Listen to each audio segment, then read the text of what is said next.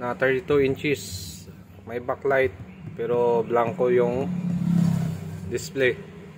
So may napansin tayo dito, yun na, parang may problema yung glass natin. So tingnan natin kung makuha pa natin ito sa repair. Pwede kasing one side pwedeng patayin yung signal, yung isang side ay papaganahin. Baka nawala yung display nito dahil doon sa spot na yon. Pero kung matanggal natin yung leak doon sa spot na yon, baka magka-display pa yung kabila nito. So try natin. Yan, Astron na 32 inches. Ito na, nabuksan na natin yung unit. Bali yan yung pinaka mainboard, power supply natin. So ang gamit na panel ay ganitong klase. So napansin natin itong side na to may problema sa kanya. So try natin i-cut yung signal dito. Yan, yung clock signal dito, tapos yung swapping voltage kakat natin. Titingnan natin pag itong side lang to ang mapapagana natin, kung magkakaroon ba siya ng display. Yan. So ginawa natin, dahil itong side na to wala tayo nakita na spot sa glass, pero itong side na to may nakita tayong spot, kaya ito yung side na ito ang may problema. So maaaring yung spot na yon nagti-trigger yon para i-protect niya yung operation ng ating DC to DC or ng ating clock signal. So ngayon ginawa natin, mapapansin nyo yung cutting natin dito ay diretso, tagos no, hanggang dulo na.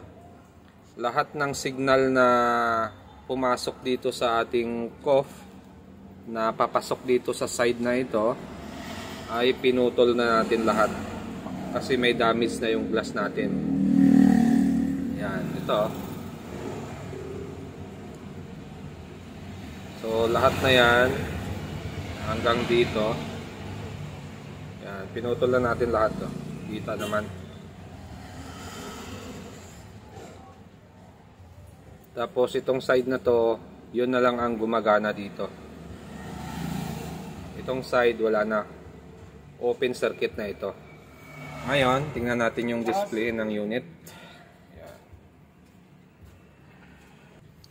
Yan siya ngayon, no? Okay pa. So ito yung sinasabi kong spot to. Yan, maliit lang naman yung spot niya, pero yan ang nagti-trigger para mag-protect yung ating signal.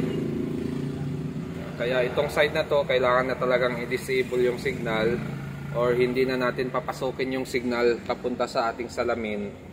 Kasi pag pinasukan ng signal yan, dadaan yan doon sa damage na salamin, tapos magiging short or leak. Kaya mangyayari, ipoprotect ngayon niya yung operation ng ating clock signal, kaya blanco. Yan. So ginawa natin dyan ay kinat lang natin yan para magtuloy-tuloy yung signal na papasok dito. So pag nagtuloy-tuloy yung signal na papasok dito, basta hindi magkaroon ng problema yung side na ito, yung display natin ay normal pa rin siya.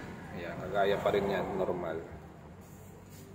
Okay na ito. So obserbahan na lang natin to kung lalaki pa ba yung bilog dito or hindi na. Pag hindi naman siya lumalaki, okay lang yan. Magagamit pa lang matatagal yung mga ganitong problema. Pero pag yung spot dito lumalaki, sa tuwing bubuksan mo siya, lumalaki siya, kumakalat, pwedeng hindi tumagal ito. At kung bago lang kayo sa aking channel, huwag kalimutan mag-subscribe. Sa susunod ulit natin na video,